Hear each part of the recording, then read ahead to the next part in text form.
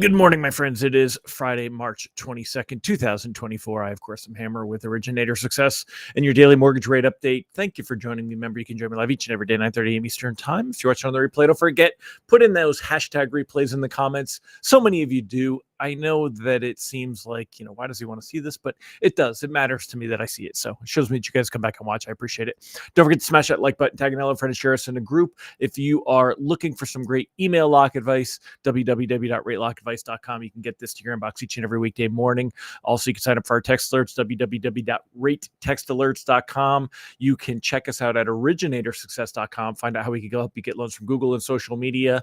And also, if you want to sign up for a reminder, you can go to hmmr.io/reminder and get a text reminder in the morning that I am going live if you'd like to be reminded and told that I am going live as I am here this morning. So let's go ahead and say hi to our live folks who we got here this morning. Say hello if you are here. Would love to hear from you. We got Steve Lacefield. Good morning, Steve. Mike Brown. Great to see you, sir.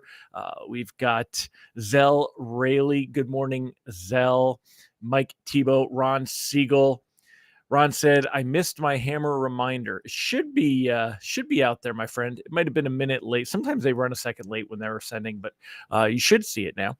Megan Lindberg, good morning. Great to have you here. I also got to warn you, Ron, I started 2 minutes late. I was busy running around like a goof. So, all right, let's get to the good stuff, y'all. As you guys are coming in, say hello. Let me know who you are. Allison Foy, good morning. So wonderful to see you. Hope you guys are ready for a nice weekend. Who else is feeling TGIF? I am definitely a little TGIF today. This was not my most efficient or effective week. I'm not going to lie. Good morning, Deb Dickinson. Mike Tebow's got snow in Michigan. You can keep that snow, sir. We've got 46 degrees here in the mountains, but it's not snow and it's not that cold. So, all right, let's jump into the good stuff here. Rate sheets this morning should be better than yesterday. Mortgage bonds off to a really nice start, up 22 basis points to start the day. I'm going to zoom in on this. I want to show you guys a couple of things. Number one, take a look at the 10-year Treasury yield, 4.21 right now, 4.21. This is a big deal. We were up to 4.32 here on Monday, March 18th, the beginning of this week. We were testing that support level for the 10-year Treasury yield. Remember, when it comes to this 10-year Treasury yield, when we see mortgage bonds in here, let me get this to, let's pop this over here. Oh, come on. All right, there it is. So, and now it won't move. All right, anyway, when we get to the 10-year Treasury yield and we're looking at yield, remember, yield going up is a bad thing. Going up on yield is a bad thing. So when we see here this 10-year Treasury yield, and we see that we had pushed all the way up, we tested this 4.32 mark. It was a really, really good sign that we've come back down from there. And now if we really kind of get in here, now we're testing all these technical levels here. We've got all these moving averages. So when it comes to 10-year, the blue one is the 25-day moving average. That is the least one to worry about. We got the 50, 100, and 200 day. The red down here is the 50-day. We've got the 200 and 100-day moving average. They're gonna converge right here at around 4.22, 4.21 actually. So 4.21, and as you can see, we're at 4.21. So we're going to be watching this to see kind of where we go, because today there's no economic data. There's nothing but a couple of Fed speakers. So the good news is reprice risk on the day is low. It's very unlikely that we have to worry about rates moving from here. We should see really good rate sheets this morning, which is awesome. But it's unlikely that we see them worsen, but we want to see what happens with this 10-year Treasury yield. Can it break back below these technical levels without any help? There's nothing to push it there. Now, next week, we're going to get a bunch of data, and it's a holiday week. We're going to get the PCE data on Friday, but the markets are closed for Good Friday. It's kind of funny with some of those holidays like that, right? Market is closed, but yet all the other data is still coming out. So next week is next week, but for now, we're going to go ahead and cautiously float. Anything closing near term, you want to watch today. Right now, this 10-year treasury is at 4.21. If we see it move back up, that's a bad sign. If we see it break through these, that would be a great sign. I think we're probably going to close the day very similar with this 10-year treasuries where we're at now. When we look at mortgage-backed securities right here, we don't have to worry about that. The resistance level was here yesterday. We had this red line is the 100-day moving average. I'm sorry, the 50-day moving average. And yesterday, although the day before we ended here, yesterday we improved a little bit to end the day here, but we started the day higher. So it actually went down. That's why you see sometimes these candlesticks can be confusing. We actually started the day and went down, even though we improved on the day from the day before. It's a red candlestick. Why? Because we started much higher when we opened, and it was down on the day from open. It opened much higher, and you could see that here in the whatchamacallit, in the 2-day chart, or here, I'll put it on the 2-day so we can see it here. All right. So you can kind of see that here where we opened higher and it fell down. And if I look in the 5-day, the 5-day gives you a really good view on that. So we opened significantly higher on the day, but then lost ground, but still picked back up and ended higher than we were the day before. So this is why when you look at the candlesticks, they can be a little confusing. It's a red body because we started the day higher and ended lower, but we still ended the day better than the day before, which means better pricing. So a red candlestick doesn't always mean bad things for pricing. So today, though, significantly higher. We ended yesterday at 99.28. This morning, we're at 99.50, which is fantastic. It's pushing us well above this 50-day moving average. I think we will close above that 50-day moving average. We're going to want to watch that. So these are the technicals. The technicals become a little bit more relevant, a little bit more important when we don't have anything else going on, anything what we call the fundamentals. So we're going to have a couple of Fed speakers today, but they're going to say all the same things that they've been saying about watching and waiting and keeping it longer. Not anything we have to go too crazy worrying about. Again, I'm going to put the lock advice on here, and then I'll go over a couple other things. So the lock advice is to cautiously float anything that's closing in the next 30 days and to flat out float anything that's 30 days or longer. So I was very concerned going into yesterday's Fed meeting. We had a ho-hum report for the inflation. We had a really bad wholesale inflation report, right? Showing inflation was increasing. I was afraid we might see the Fed overreact to that news. And I had been telling you guys to float because we don't know, right? Much as like figure this out. We don't know. We wanted to float because it kept our options open, and I'm glad that we did. It came out a lot better than what I figured. And part of that is, let me show you with the Fed watch here. So part of what that difference is what's going on here. So right now, come on, there we go. All right, so right now, it was up to 90-something%. It's down to about 86%, but it's still, a May cut is off the table. Nobody expects that we're going to see April data that is weak enough to need a cut in May. Now, the May meeting is May 1st. So it's really an end of April. I mean, May 1st, it's not May 15th. It's not the end of May, it's May 1st. So we have about 6 weeks to get data. So that means we're going to get next week's job, or not next week, the week after. First week of April's jobs data. We're going to get on the 10th, we have the CPI inflation report. We'll get another wholesale inflation report. So we've got all the usual suspects that we have to be watching for, right?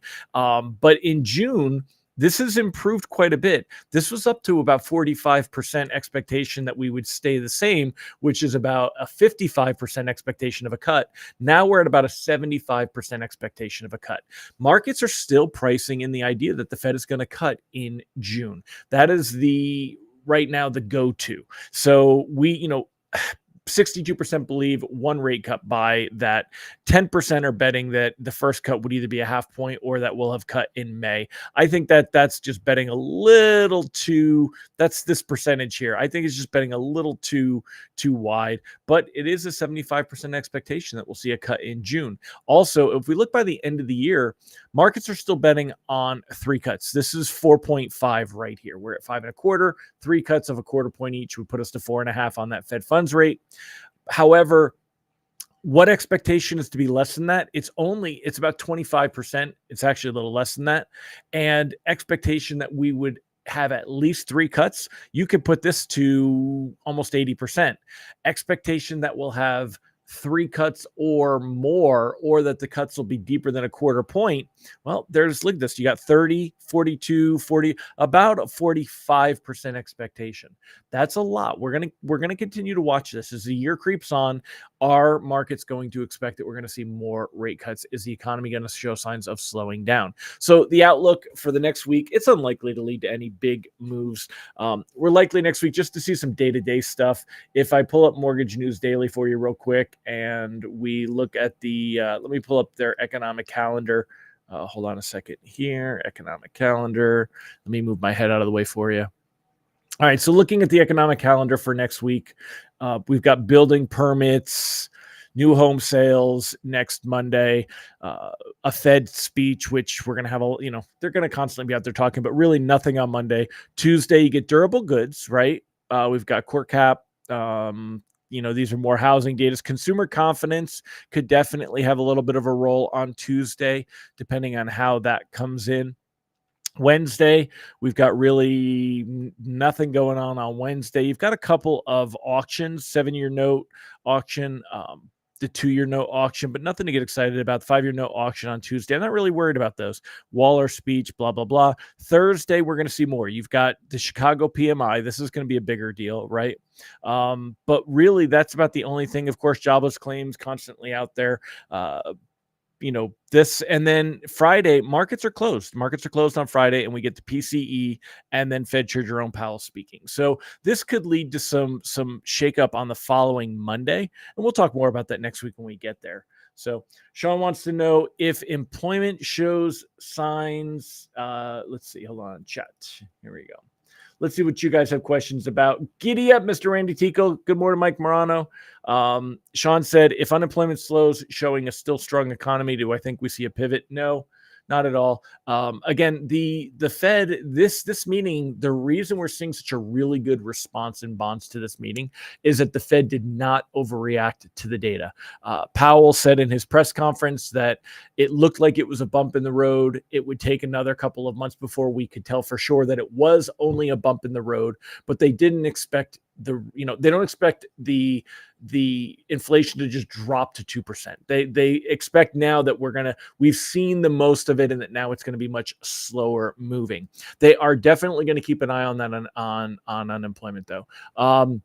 And you said if unemployment slows, meaning if the unemployment number improves. No, I don't think they're worried about that. They know that employment is been very changed since the COVID scenario. So since the pandemic, but it is still not nearly as out of control as it was immediately post-COVID, where we just did not have enough people out there working. Let's see. Mike said, looking at inflation data, we need to have a reading of 1.67 monthly to hit 2.0 by year end. Yeah, but they're not looking for 2.0 by year end. And remember, we have to watch the PCE, not the CPI, because the Fed's using the PCE for that 2.0 mark. But they're not looking for it to be down by the end of the year. So it's not that big of a deal. And didn't Powell say 3 cuts this year?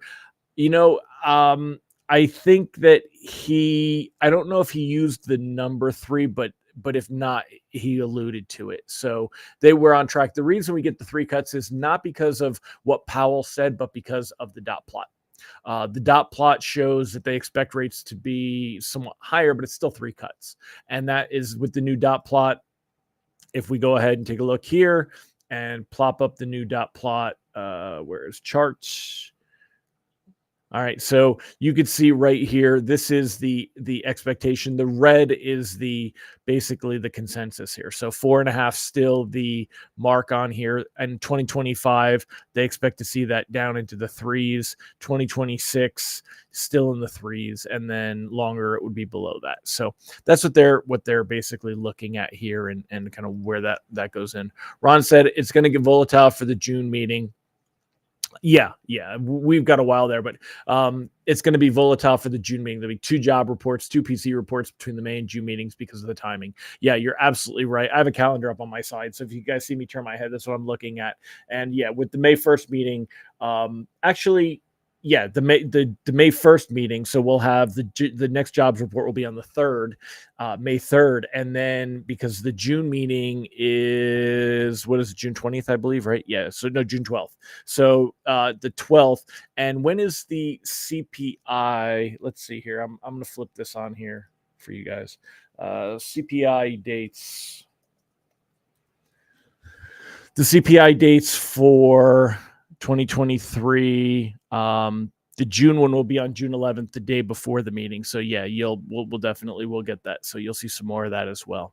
All right, y'all. Well, anyway, what are you guys doing this weekend? That's it. That's it all for the good stuff. Let me throw the actual lock advice on there. If you have any questions or comments or anything, let me know. I will throw this up there. Just the honey-do list stuff. Got a lot to do this week. I'll go play some poker tonight. I always, get to enjoy my my Fridays and do that. And hopefully the weather cooperates and it's nice here. What are you doing? Anyone got any fun plans for the weekend? Let me know in the comments. Otherwise, I will see you on Monday. Corey said a home show. Corey, are you working the home show? Is it like lead generation or are you going just to attend? I remember doing home shows and getting leads. That's like old school. I love that stuff. It still works. Absolutely would still work. Allison's going to a music festival. Allison, enjoy it. You're going to go stand on concrete all weekend. Yes, you're working it. All right. Well, good luck, sir. And I hope you get some good leads out of it. I hope that it does turn into some loans for you. Good for you for prospecting. Mike said 3 inches of snow in Michigan this morning. Yeah, that's what Mike Tebow said as well, Morano, that you guys have some snow. So no snow for us. I love living down here in the Southeast. I do get some snow, but not a lot of it. Bobby's going to the lacrosse games for your son. I hope he is healthy and does well. Shoveling snow. Marshall Crenshaw. I'll enjoy that. Golden Retriever training. Don't worry, Randy. If you learn to listen, the Golden Retrievers will train you well. But no, are the Goldens for hunting? Is that are they hunting dogs? If I remember correctly, I know that you have hunting dogs, and I thought the Goldens are what you use for bird hunting. So, Zell, hockey and a gun show. All right, Zell, that's my style too. Ron said no snow in SoCal. No, you guys had plenty of rain though. But yeah, Randy, I see your comment now. It's always there's a delay. I ask the question and then like 20 seconds later, you hear it. So there's always a little bit of a delay. Tom Dedmore, daughter flying in from New York City for spring break. Awesome. Have fun, Tom. Does your daughter live in New York City, go to college in New York City? Just curious. My daughter and my son-in-law both graduated from Manhattan in a small school called LIM, Laboratory Institute of Merchandising. Ron said getting a little rain and wind. Hunt, test, and hunting. Very cool. Very cool. So, all right, my friends, I'm going to wrap it up. You guys have a fantastic weekend. I'll see you on Monday. Take care and bye-bye.